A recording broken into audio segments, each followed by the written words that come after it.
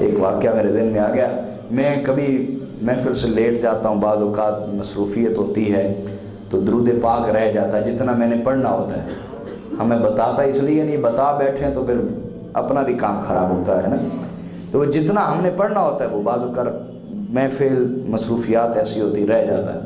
اب نیند بھی بڑی آ رہی ہوتی ہے تو پھر میں ذرا خود کو بیدار کر کے بیٹھتا ہوں، حضور کی بارگاہ میں درود پڑھنا ہوتا ہے. وجہ کیا؟ میرے ذہن میں ایک بات آ جاتی ہے جو آپ کو سنانے لگا ہوں، شاید یہ آپ کے کام آئے، شاید یہ آپ کے کام ہے. سمجھ آ رہی ہے؟ جو ترک تھے نا خلافت عثمانیہ، خلافت عثمانیہ، اس کے ایک خلیفہ تھے سلطان عبد الحمید. سلطان عبد الحمید بھی نام ہوتا ہے، حمید الدین بھی نام، حمید ان کا نام تھا.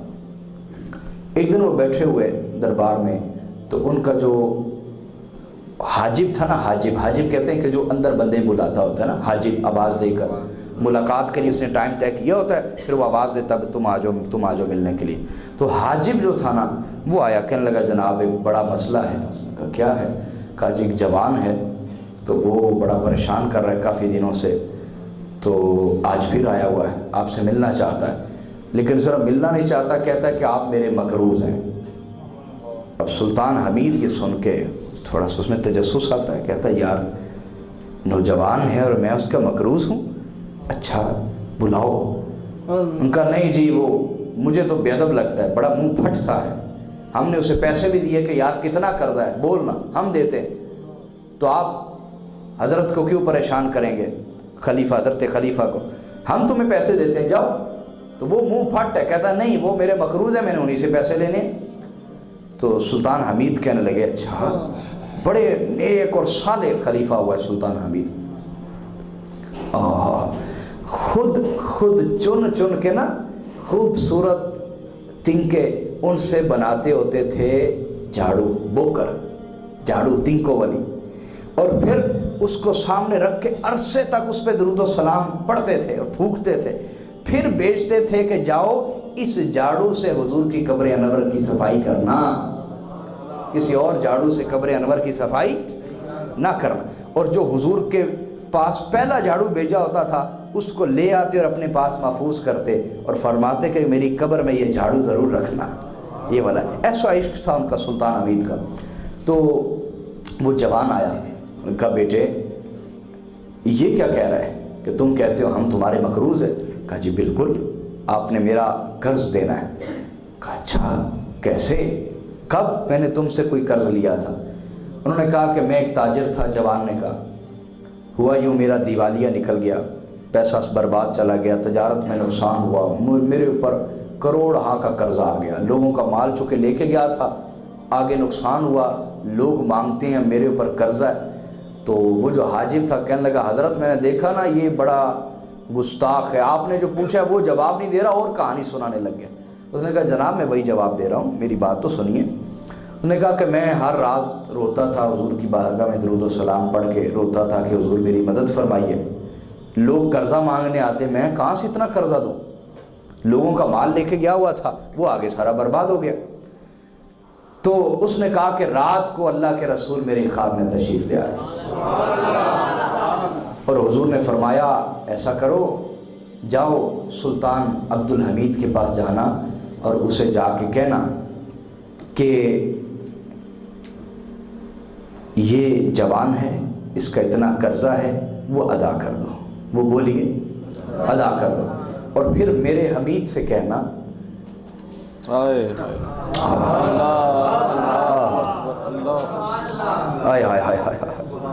میرے حمید سے کہنا جا کر کہ ہو سکتا ہے تم میری بات پر یقین نہ کرو کہ میں ٹھیک بول رہا ہوں یا غلط بول رہا ہوں، تو اس پر دلیل یہ کہ تم روزانہ اتنا عدد درود پڑھ کے سوتے تھے، کل رات ہم انتظار کرتے رہ گئے اور تم نے درود ہی نہیں بھیجا. اتنی بات جب سلطان عبد الحمید نے سنی تو وجد کی کیفیت طاری ہو گئی، وہ روتے ہوئے کھڑے ہو گئے، جوان کو اپنے قریب کیا، کہا مجھے بتانا آقا نے کیا فرمایا تھا؟ کہا حضور نے فرمایا تھا میرے حمید سے کہنا.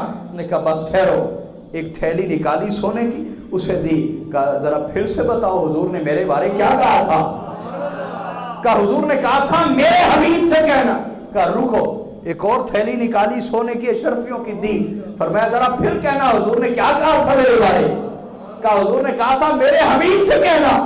کہا ٹھہر جاؤ, پھر تھیلی نکالی پھر دی, کہا جا یار ذرا پھر سے بتاؤ میرے آقا نے کیا کہا تھا؟ کہا حضور نے فرمایا تھا میرے حمید. کہا ٹھہر جاؤ, ایک اور تھیلی نکالی, ڈھیر لگا دیا تھیلیوں کا, اور ہر دفعہ کہتے ذرا بتاؤ تو صحیح حضور نے میرے بارے کیا کہا تھا؟ حضور نے میرے بارے کیا کہا تھا؟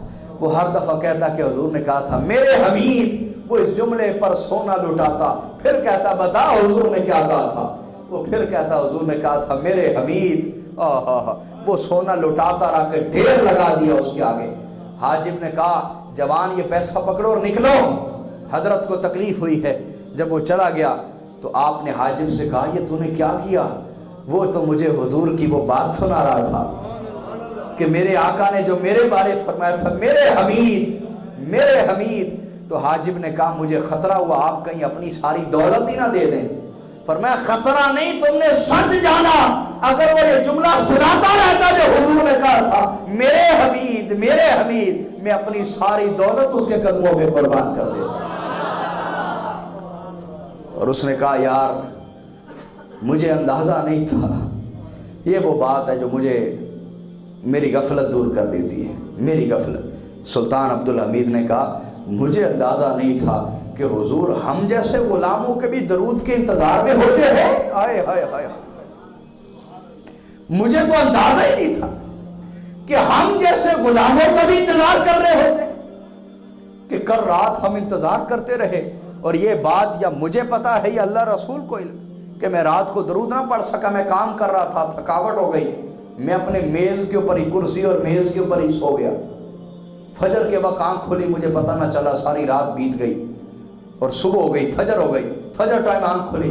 یہ بات یا مجھے پتا تھی یا اللہ رسول کو علم تھا, لیکن مجھے پتا نہیں تھا کہ حضور ہم جیسے گنہگاروں کے بھی درود کے انتظار میں ہوتے ہیں. تو میرے بھائیوں یہ بات میری غفلت دور کر دیتی ہے. کاش آپ میں یہ بات آ جائے, آپ ایک مخصوص عدد کے ساتھ حضور کی بارگاہ میں درود بھیجیں, میرے آقا آپ کے انتظار کر رہے ہوں گے. اتنی قربت ہو جائے گی, اتنی قربت. یار کوئی کسی کا انتظار کب کرتا ہے, ذرا سوچیں تو صحیح نا. کب کوئی کسی کا انتظار کرتا ہے؟ جب اس سے پیار ہو جاتا ہے, جب اس سے محبت ہو جاتی ہے. کوئی کسی کے تحفے کا انتظار کب کرتا ہے؟ جب اس سے محبت ہو جاتی ہے.